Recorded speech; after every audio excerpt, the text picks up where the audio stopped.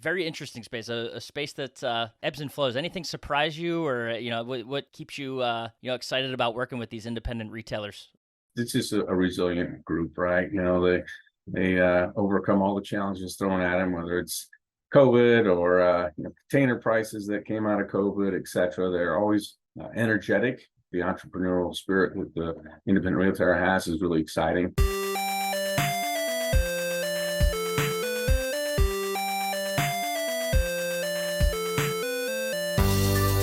Welcome into the Independent Thinking Podcast. This is your host, Rob Stott. The times right now in the business and financial services realm, it's interesting, right? You got a lot going on. You got to look at the economy, look at the economic factors. Retail itself is changing. So there's been a lot of evolution in a space that, typically hasn't, had to innovate itself too frequently.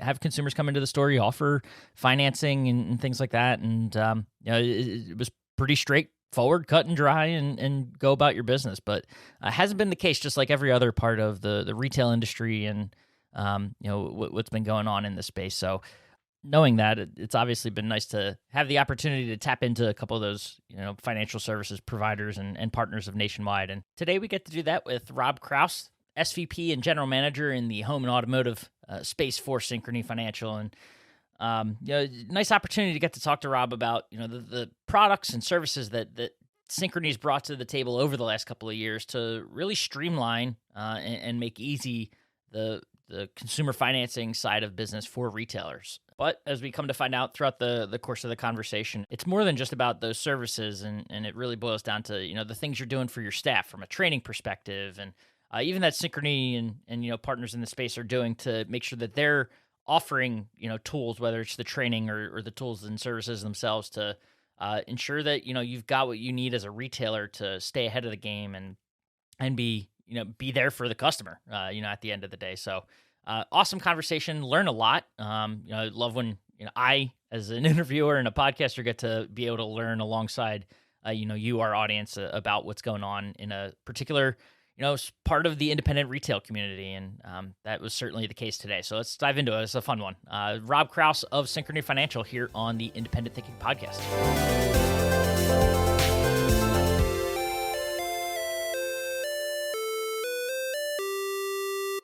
All right, we are back on the Independent Thinking Podcast and excited.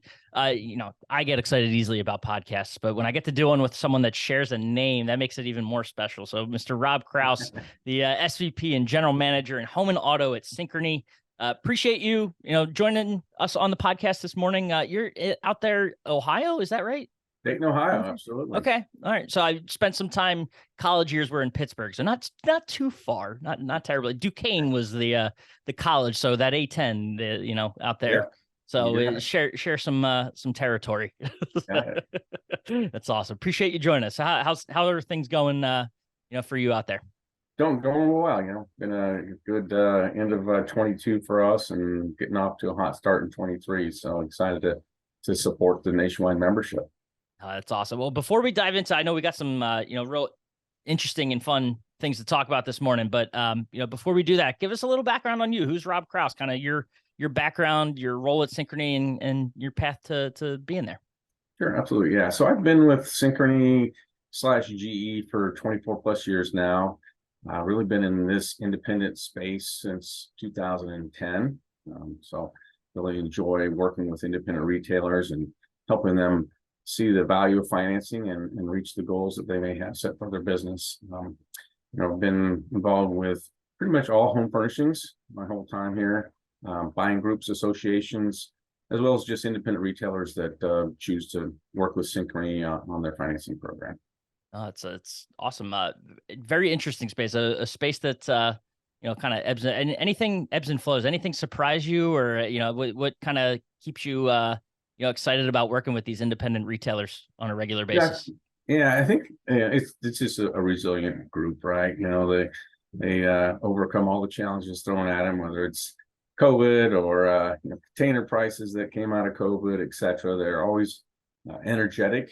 The energy that the entrepreneurial spirit that the independent retailer has is really exciting. I think the other thing about the job is it's great. My job is not it changes every day. What I thought I was going to do for today might change by 10 o'clock. Retailer gets involved, has some questions, and I really enjoy digging in and understanding what their challenge is, and then how do we help solve that challenge. Oh, it's obviously a very important partnership to have, and something that impacts them on a daily basis. We know for sure, and we could dive right into it. I mean, there's a lot. You mentioned kind of the way the years started off for you guys. It's been, we talk about the last couple of years. What a stretch it's been, just to watch, from stores having to shut down to, all of a sudden, it was tough to find product, to all of a sudden now it's products coming back. Consumers were rearing out to get back out into stores, and now here we are at early 23, and it's like, well, are we resetting? What's sort of that mindset? Where are you guys, paint that picture of what the economy is like today, kind of what you're seeing. Yeah, I think, we saw obviously throughout the stimulus induced portion of COVID, consumers, wallets got very strong, their bank accounts, savings accounts really strong. And as retailers know, they bought pretty much anything you could get in stock as fast as you could get it in stock. And so really good couple of years there, call it the end of 20, all of 21. And really first half of 22. Now, I would say we started, obviously, from a credit perspective, the consumer pay down curves, paying down more than they ever have, but we're now finally seeing, I'll call it the final dip of where it was going to be to where it's now ramping back up. And we're seeing, customers pull back a little bit on their payments to us, back closer to normal. We're starting to see some entry rates into delinquency ebbing back up. Nothing to where we were before, so we're not concerned at all. But you definitely can see that the consumer, the stress of the financing, or stress of consumer finances, is starting to increase. Right? We also look at some external metrics.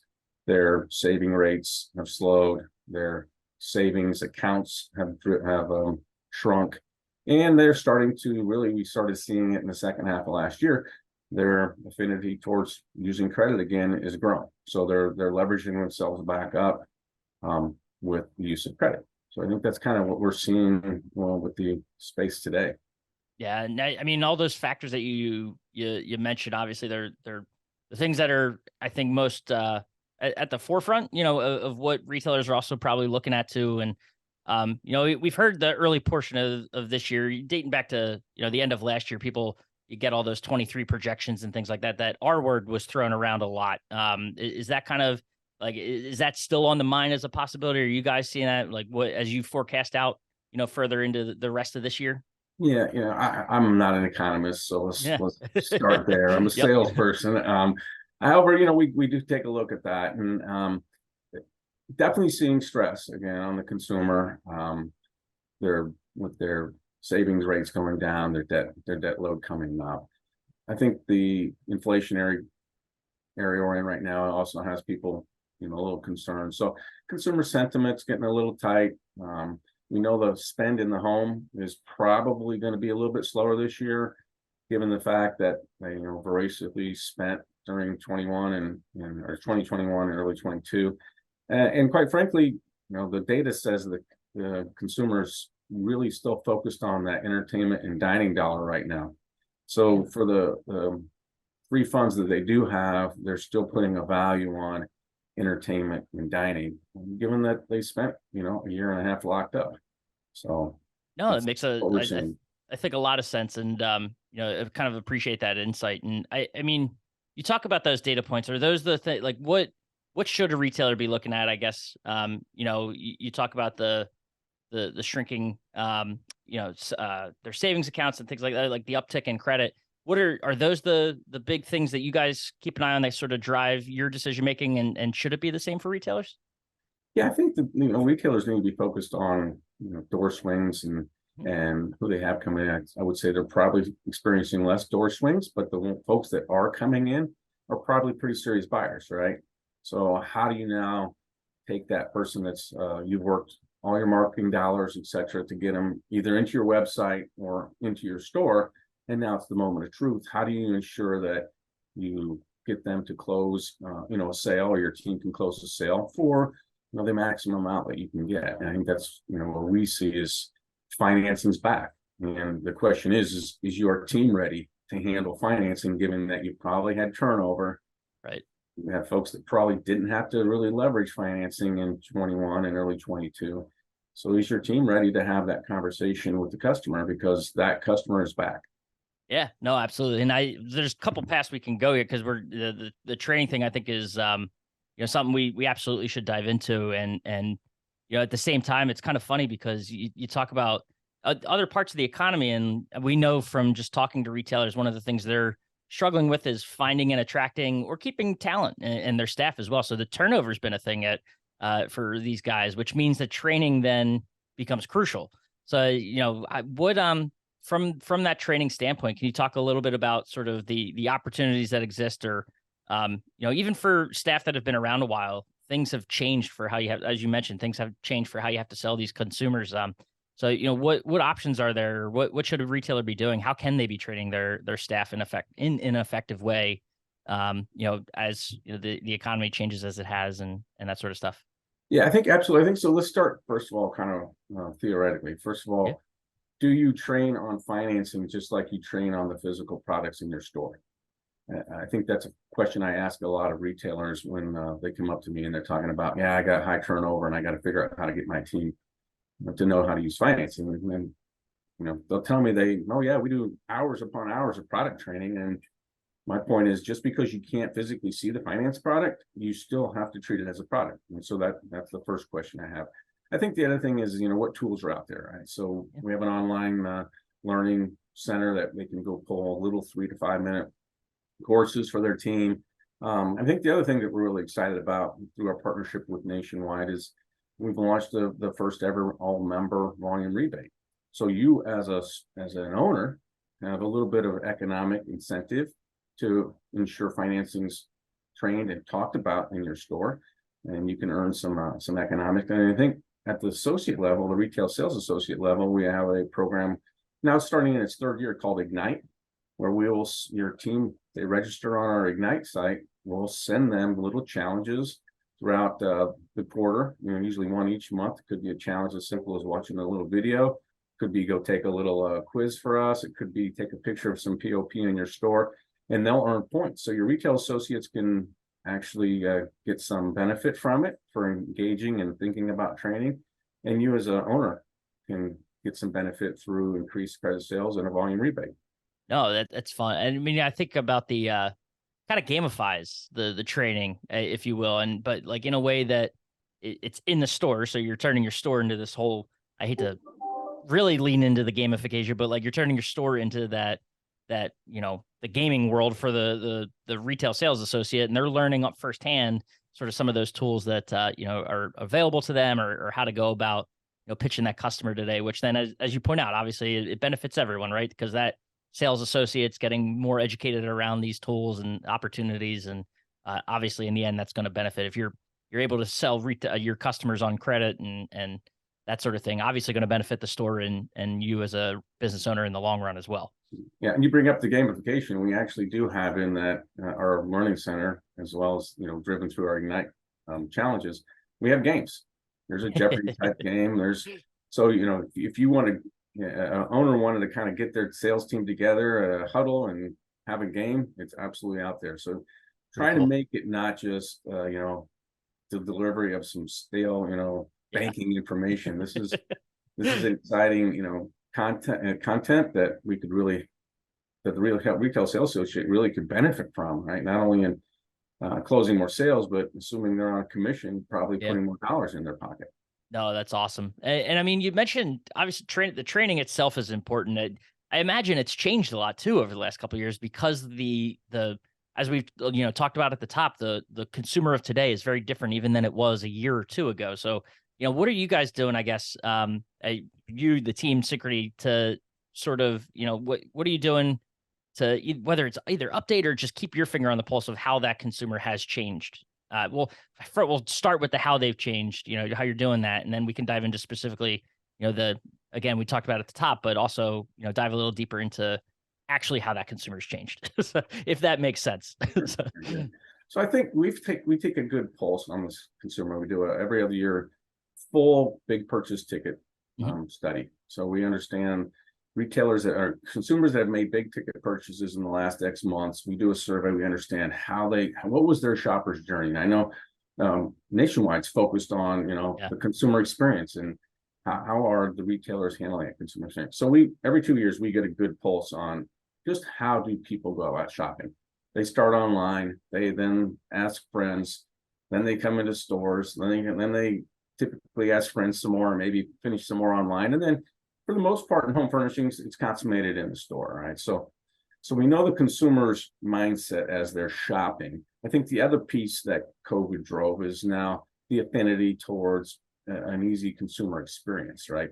Mm-hmm. Paper apps were the norm. Paper apps, they're still out there, and you're going to have a section of the population that wants to use that process.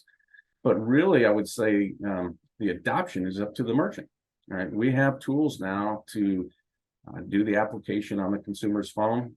We can send it straight from the business center to the consumer's phone. We pre-fill probably 90+%. Actually, everything but 4 data elements, we pre-fill for the application today. So we've really removed that friction out of that process. It's paperless when it comes to the application. You don't have to maintain that customer signed application anymore because you've pushed it to the customer's device.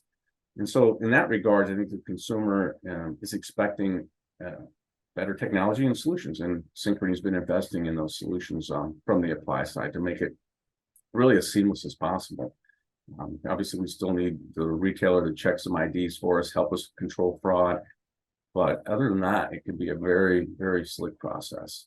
Oh, that's awesome. And does that, now, correct me if I'm wrong, that relate to sort of, I know a couple of years ago now, I really at the, say either during middle of 2020, so right around the start of this pandemic, the waterfall program and everything that there. So dive into that a little bit. Is that sort of what you're alluding to with all of this, or is that? Yeah, I think it's a combination of both. One is just a very call it streamlined application process that can be done paperlessly, if that's a word, paperless.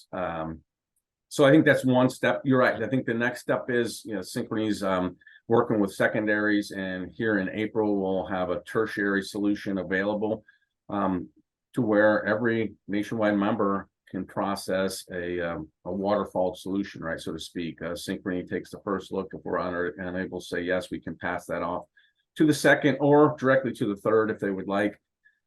Those folks would then provide a pre-approved offer back, and you can do it all right there in Business Center. So in one shop, you can get that customer approved with something. So we know in today's environment, if you're using different solutions, you may have to go do the application through Synchrony, and then you may have to go over and pop to a second or to a third. So we're just basically streamlining that into one solution. So we have that today. It's available to all members with secondary providers. Both providers are sponsored by Nationwide. We have that, call it through the kind of the traditional Business Center process. We also have it to where you can send that application again to the customer's phone. A Synchrony application gets completed, but in that we give them the disclosures that if we're unable to approve, we will pass this on to a secondary, and the secondary then would pop up their offer. So again, that whole process can be done paperless through the consumer's device. No, it's I mean, I think the theme here, right, and it's from everything we're seeing at Nationwide across the industry, is just kind of streamlining the buying experience, the shopping experience, and whether it's through websites and the online shopping experience to the actual checkout and getting yourself approved for credit, everything's getting faster, it's getting more streamlined, and it's all about improving that customer's in-store or online experience. From the retailer's perspective. So you want to make it easier for them to not only find the product they want but to be able to secure it and purchase it and in whatever means possible for that customer. Yeah, and I would put that challenge out to members. I think what I would consider the former traditional process of credit in many stores was, well, the salesperson offered it, the customer said, yeah, I'm interested, then they walked them back to the quote unquote credit desk, whoever that might be. They help run that process. Sure, that works. I'm not saying that it doesn't work, but I'm saying that I think the consumer today is probably looking for a little bit more streamlined process. And you can do that through the direct-to-device. Just send it from the Business Center straight to the consumer. We have the ability for you to put a QR code on a custom POP and have it right there in your store. Consumer just takes their phone and turns on the camera, and voila, the application shows up in their phone. So those I would challenge the members to kind of think about, what is their experience? What experience are you driving with your consumer in your store as it comes to the credit portion? No, and it's crazy to think how all of that's changed, because I mean, even from like the thinking from the consumer side, the idea of having to be face to face with someone and go through that process, it's you're no longer having to sweat it out, right? You could do that all on your phone as a customer, and it's done without ever having to really. Yeah, there's portions of it, I'm sure, like you said, you want to check certain things and make sure it's not some nefarious situation happening, but Yep, yep. it makes that process a lot more comfortable for the consumer too. So it's just crazy how all this has changed so quickly. Yeah, and I think that's another thing to jump in there. Pre-qual, right? You hear a lot Yeah. about pre-qualification and Yep. soft hit, right? So Yep. that solution is available to all members too now, right? Where you can let that QR code on some custom POP drive them to a site, and in that site, both a pre-qual or apply now link is available. So yes, you're right. Someone who's maybe knows their credit might be a little concerning. Right. They don't want to have that negative experience with the sales associate. They can pop in the pre-qual, and if they're eligible to get approved, then Synchrony will come back with a pre-qual offer. So that's a soft hit, and we're starting to see retailers and members having some nice success with that portion. Yeah, it's just neat. I think from the from the financing perspective, just sort of how things. It seems like a space that maybe the retailer doesn't think about it too much. That how innovative can you really get? But there's tons of room, and it's neat to see it sort of take shape. And I think, like every other industry over the last couple of years, maybe the gas pedal was hit a little bit because the need to adapt, but it's come out on the other side of this, like looking really cool. And it is exciting despite the perception of what financing might be. I think it's really cool to kind of hear you guys talk about it and see sort of how it's improved and advanced. Right. Yeah. I think, again, the consumer continues to change. You're right. Yeah. COVID accelerated adoption of many of these tools. We're really excited as an organization. We kind of reorged, and we have a product-focused component of our business now that's really driving new products to the market as quick as they can, not only from a I'll call it an customer experience process, but also what products are available. Sure. So we've got the installment products launching here in the nationwide program in the next few months, and not only the pay in full, but also an installment monthly coming down the road. So that as the consumer demand for types of credit changes, we're also getting out there to make sure we provide solutions for members. Well, nice little plug to keep the eye on what's going on at Synchrony. I like that, and you clearly have some, whether well, professionally trained or not, some journalistic concepts floating in the mind. I like the nugget you dropped there. That's awesome. But also a nice little nugget to plug that we're dropping this right before prime time this episode. So if you guys listening are going to be with us in Dallas, an opportunity to stop by, you'll be there, learn about all these tools and resources that are available. And of course, if it's after the fact, know that you can always reach out to the Synchrony team for info and find out what's going on. So it's a lot of fun. We look forward to seeing you down there in Dallas, and wish you guys a good show and hope everything goes well. Thank you. Yeah, we're really excited. Really excited about our partnership with Nationwide, and how do we help your members win? That's really what we want to focus on. And my whole team is focused on thinking about that every day. And we know members don't necessarily think about finance every day. And as much as that hurts my heart, we know they got a lot of things on their mind to run their businesses. But let them know, we're here thinking about how do we bring financing to them to make it easy so it can integrate into their customer experience and they can go win in today's market.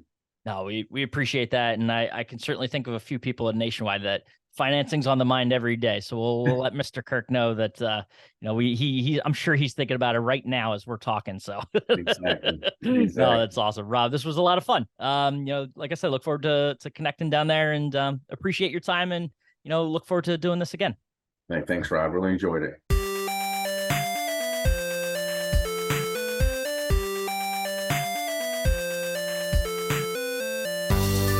Awesome. And thanks again to Rob. Like I said, a really enlightening and educational opportunity for me being able to tap into him. And hear about some of the things that they're doing, but also just the space in general, this consumer financing space, which has really morphed into a whole new, type of industry and so many different services nowadays than what it was just a couple of years ago, or even months ago, just how fast the space is changing. So I appreciate him, stepping in and providing those insights to us and to you, our independent retailers. So, but as always, appreciate you listening to the Independent Thinking Podcast, and we'll catch you next time.